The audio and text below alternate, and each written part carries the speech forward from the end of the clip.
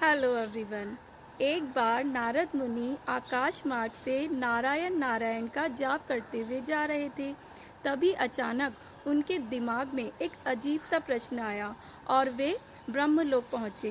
ब्रह्मलोक पहुँचकर उन्होंने ब्रह्मा जी को प्रणाम किया। तब ब्रह्मा जी ने कहा, कहो पुत्र, आज कैसे याद किया? तुम्हें देखकर लगता है कि तुम्हारे मन में कोई बात है।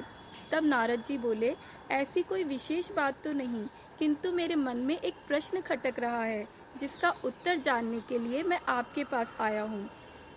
तब ब्रह्मा जी बोले, तो फिर देरी किस बात की? मन की शंकाओं का समाधान तुरंत कर लेना ही ठीक रहता है, इसीलिए निसंकोच पूछो। तब नारद जी बोले, ब्रह्मदेव, आप सारी सृष्टि के परम पिता हैं। देवता और दानव दोनों आप ही की संतान हैं। ज्ञान और भक्ति में देवता श्रेष्ठ हैं, तो सत्य और तपाचरण में दानव श्रेष्ठ हैं। लेकिन मेरे मन में ये प्रश्न उलझा हुआ है कि दोनों में से कौन अधिक श्रेष्ठ है। आपने देवताओं को स्वर्ग में जगह दी है और दानवों को पाताल लोक में।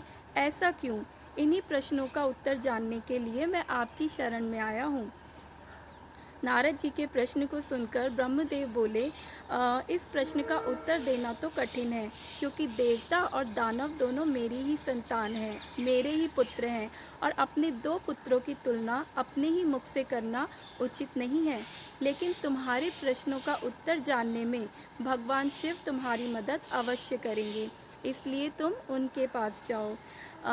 नारद जी ब्रह्मा जी से आज्ञा लेकर भगवान शिव के पास पहुँचे और उन्हें अपनी समस्या बताई। महादेव नारद जी को देखकर मुस्कुराए और बोले कि आप देवताओं और दानवों दोनों के लिए एक भोज का आयोजन कीजिए और उन्हें आमंत्रित कीजिए। नारद जी ने वैसा ही किया। अगले दिन नारद जी के साथ महादेव भी देवताओं और दानवों का आतिथ्य सत्कार करने के लिए नारद जी के आश्रम में पधारे। भोजन का आनंद पहले लेने के लिए दानव नारद मुनि के आश्रम में पहले ही आ चुके थे और पहले पहुंचने के कारण भोजन की पहली शुरुआत खुद से करने के लिए उन्होंने महादेव से आग्रह किया।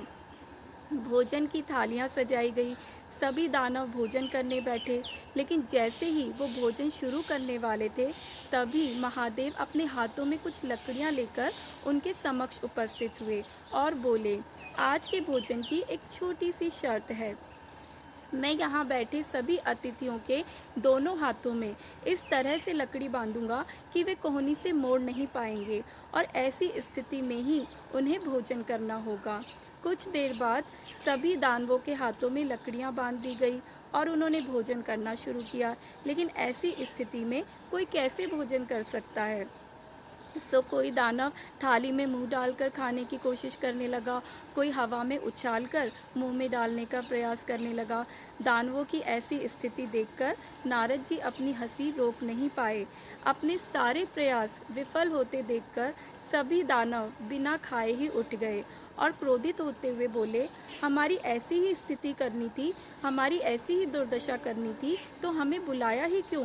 कुछ देर बाद देव भी आने वाले हैं, आप उनके हाथों में भी ऐसे ही लकड़ियां बांधना, ताकि हम भी उनकी दुर्दशा का आनंद ले सके। थोड़ी देर बाद देवगण भी पधारे, वे भी भोजन करने बैठे। भोजन मंत्र का जाप करते ही शिवजी ने उनके हाथों में भी वैसे ही लकड़ियां बांध दी और भोजन की शर्त रखी। अपने हाथों में लकड़ियां बन जाने के बावजूद भी सभी देवता शांत रहे। वे ये समझ चुके थे कि स्वयं खुद के हाथ से भोजन करना संभव नहीं है, इसीलिए वे थोड़ा आगे खिसके और थाली में से अन्न उठाकर सामने वाले को खिलाकर भोजन की शुरुआत की। और सभी देवता बड़े प्यार और स्नेह के साथ एक दूसरे को भोजन खिलाकर भोजन का आनंद लेने लगे, और इस तरह से उन्होंने एक दूसरे का सम्मान भी बनाए रखा। ऐसी कल्पना हमें क्यों नहीं सूझी? ऐसा सोचकर दानव बड़े दुखी हुए और नारद मन ही मन मुस्कुरा रहे थे। उन्होंने महादेव से कहा, देवों के देव, आपकी लीला अपरंपार है। युक्ति, शक्ति और सामर्थ्य का उपयोग स्वार्थ हित के लिए ना करके परमार्थ के लिए करने वाले का जीवन ही श्रेष्ठ होता है। दूसरों की भलाई में ही अपनी भलाई है, ये सद्मार्ग आपने दिखा दिया। This is the story. एक दूसरे को हराने के चक्कर में हम सब हार जाते हैं। जीतने के लिए किसी को हराना ज़रूरी नहीं है। सो क्योंकि यू नो वन थिंग, अकेले हम बूंद हैं और मिल जाएं तो सागर हैं। So if we work together we become more successful. See you soon, stay connected with us.